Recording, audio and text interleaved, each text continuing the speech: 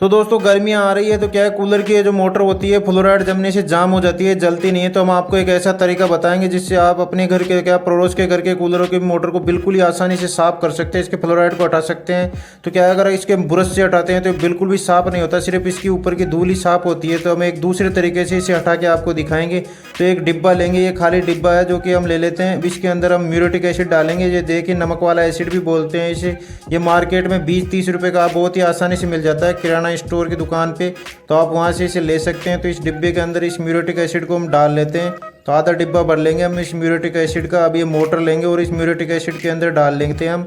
ये देखिए इस मोटर को इसके अंदर डालते हैं, कैसे इसके अंदर झाग निकलने लग गए, जिससे क्या है ये एसिड के अंदर ये फ्लोराइड है वो घुल रहा है। और बाकी के हम इसमें पानी डाल लेंगे ताकि ये मोटर पूरी तरह इसके अंदर डूब जाए, जिससे क्या है इसका पूरा फ्लोराइड बिल्कुल साफ़ हो जाए। और जो इसका पाइप है इसी से इस मोटर को अंदर से घुमाएंगे ताकि इसके अंदर जो फ्लोराइड है वो अंदर वाला फ्लोराइड भी बिल्कुल साफ़ हो जाए, जो मैग्नेट के ऊपर चिपका हुआ है जिससे मोटर जाम है।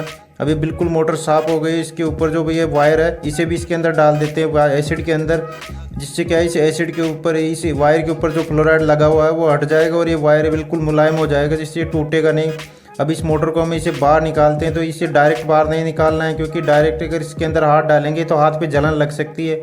वैसे एसिड इतना स्ट्रॉन्ग तो नहीं होता, लेकिन फिर भी जलन लग सकती है हाथ पे।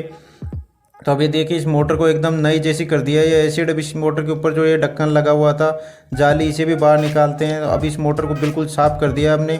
अब इस मोटर को अच्छी तरह पानी से धो दिया हमने और अब इस जाली को भी धो दिया। अब इस बाहर निकाल के आपको दिखाते हैं। तो देखिए मोटर एकदम नई जैसी लग रही है पहले में और अब में। इस मोटर में कितना फ़र्क आ गया और इसका जो फ्लोराइड जमा होता है इसके ऊपर वो हट गया और ये जाली के ऊपर का भी फ्लोराइड हट गया। इसके ऊपर सिर्फ ये जंग लगी हुई है इस जाली के ऊपर।